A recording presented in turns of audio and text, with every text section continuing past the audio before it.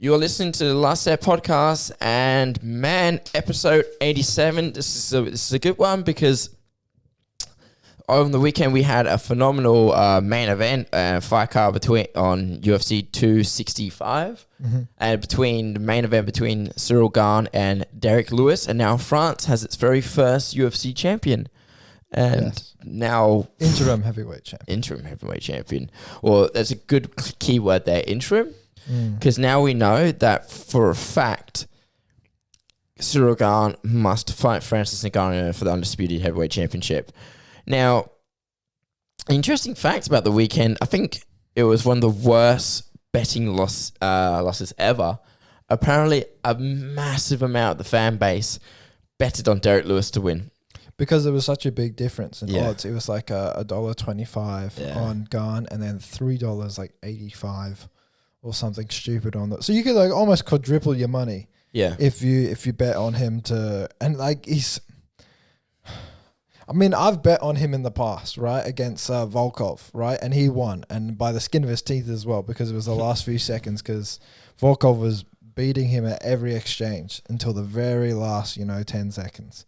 So I get what they mean. Like the guy is often not the favorite. He's always the underdog, and that's why he's loved by so many, because he's able to get those finishes in the weirdest possible moments against some of the toughest levels of elite competition, yet not really being that well-rounded in an MMA fighter himself. Like a lot of people were saying, he's the best worst MMA fighter. That's what they say. Yeah, and that he essentially to make it clear that, look, MMA doesn't work on Lewis. Well, it does. It's just, it just needs to be a specific person, and they can't make mistakes. And Gane was just clinical in his approach, He was just so patient, and he had a game plan coming in. He knew the strikes. He knew how to piece him up. He knew how to chop him down. When Derek Lewis was just looking for that one punch. And that's kind of what he did. He was loading up so much on his shots. I think there was one point during the fight where everyone thought Derek Lewis was going to put him away. I think it was in the second or second round, yes, where he had Ciryl Gane running towards the cage, and he had his back exposed. He was really trying to put him away with a few shots, but just couldn't. Sometimes he might take the first round off, and that's what's funny about Lewis. Sometimes because he doesn't have the longest gas tank, he doesn't really favor the 5-round fights. No, he doesn't. He kind of like lets that first round go. And then second and third round, that's when you mainly see his knockout wins. If it goes past that, then, he has won some decisions in the past, but if anyone was going to win by decision, it was going to be Ciryl Gane. Oh, for a fact. We knew that if he didn't make it past the first two rounds, it probably would have definitely gone to Gane. And we saw that dramatically by the end. I feel like Lewis was just trying so hard to put him away. By the time he hit the third round, he was just trying to give it everything he got left, and then Gane just pieced him up with the jab, with the leg kicks, and it was just, there wasn't really much hope for him. And then it wasn't, and not in that, but he significantly outstruck him as well. He was too quick. He was in and out.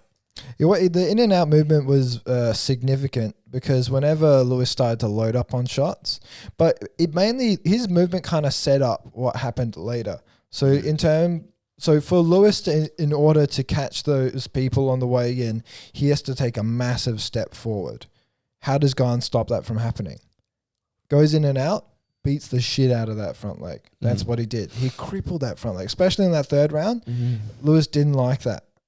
He almost fell on it, like fell down to the ground after how heavy those kicks from Gane were.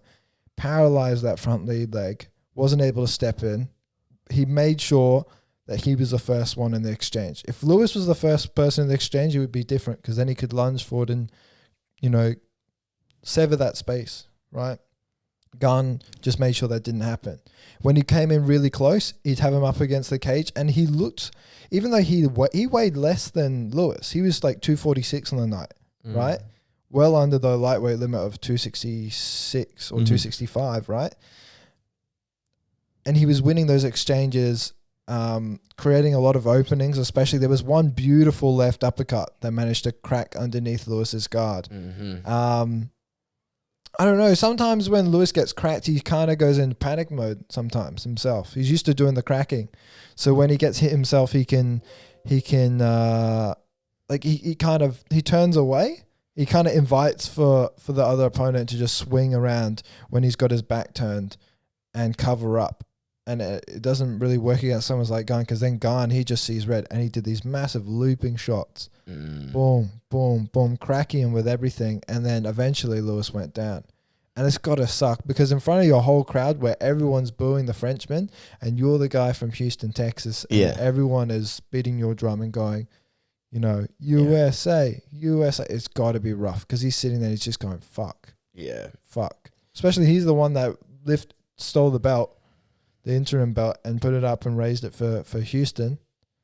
It's a shame. Gane's he's fucking clinical. He's so good on the feet, and he's a really quick learner.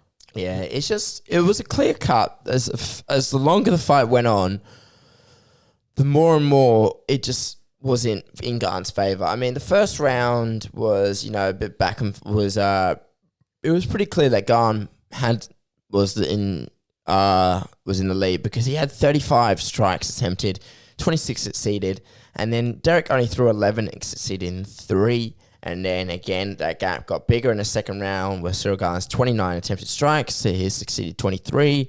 And then Derek Lewis 10, succeeded in 5. And then finally in round 3, when he put him away, 58. So that probably would have just got more and more in rounds 4 and 5 for a fact. And then Gane would have Derek Lewis would have just gone down, further down. So, it's just Gane's he's just so accurate. He's just too quick. He just too precise. But the thing is, though, everyone loves Derek because he's a very, very entertaining fighter. He's a very entertaining person. I'm a big fan of his Instagram and all that. And he was talking a lot of shit, and he knows how to hype up the fights. But when it came to just being on the cage, he was up against Gane, who was clearly in favour to win the title, and who should arguably, I don't know, it's just looking back at it, like I wanted Derek Lewis to win because obviously he's a clear favourite, but it didn't really.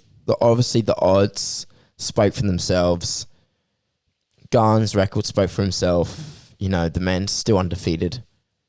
You know, he's on a rise in the UFC. So, it's raining right now. It was quite obvious to how it was going to go. I didn't think it was going to be by knockout.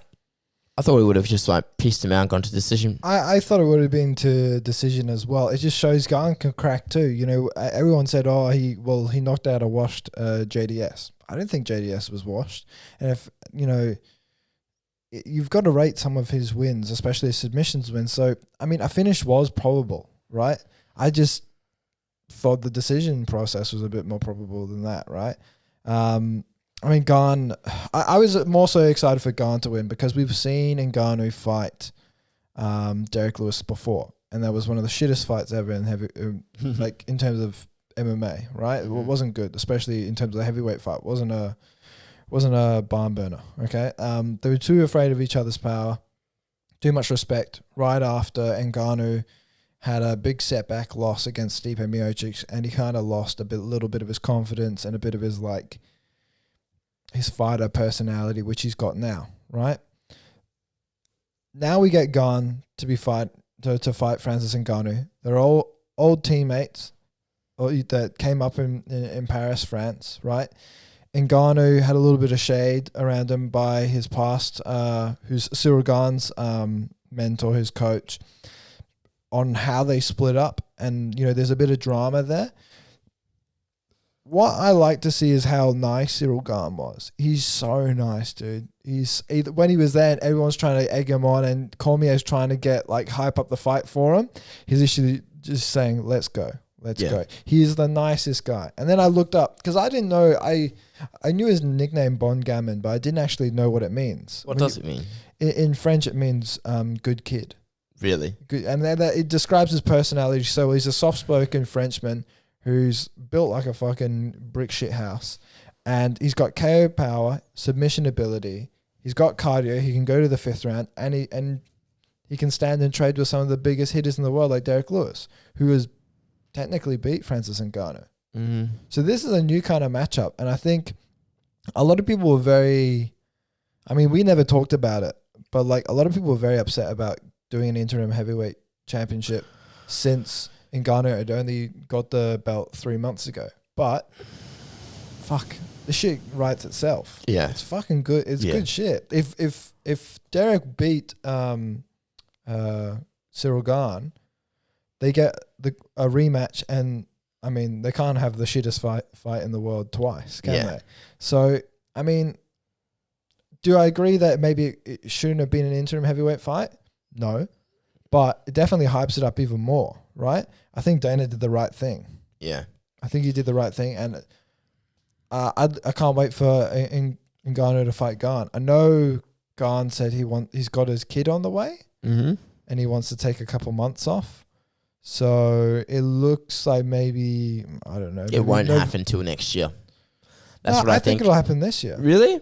I reckon November, December, because John Jones wants to fight next year, and Stipe has already accepted a fight against John Jones. Oh, okay. So we don't have a day booked for that. Don't have a day booked, and we don't know if. But I got a feeling they might open up the year with that. Yeah, most that's likely maybe huge. January or something. Because I can see that the return of the GOAT, or yeah, exactly. You know that, and then you got Stipe coming back, and Stipe is so beloved. So I can definitely see it happening. Yeah, I mean, but now that Derek Lewis has lost, who do you think's next for him? Because clearly Gane is next for, obviously going to fight Ngannou.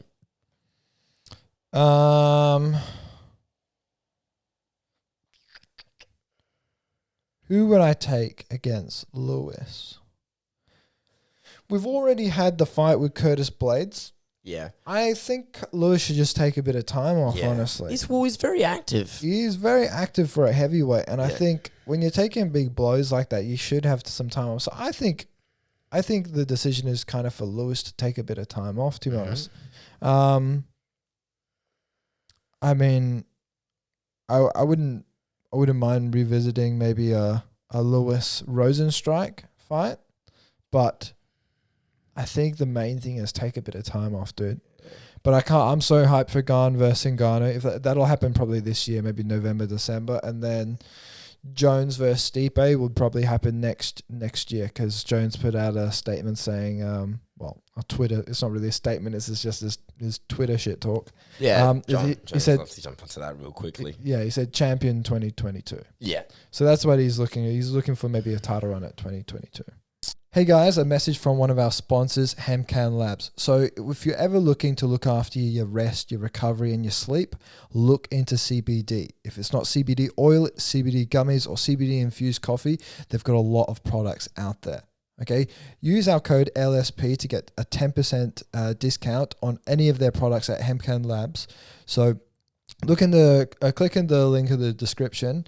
Type in that code LSP and you get 10% off all their amazing products. If you want to look after your sleep, your rest, your recovery, anything to do with anxiety, look into it, guys. Performance is important, but recovery is even more important. And the best way to make sure you're getting the most out of your recovery is by using CBD oil. So please use our code LSP to get 10% off on all products. Link in the description.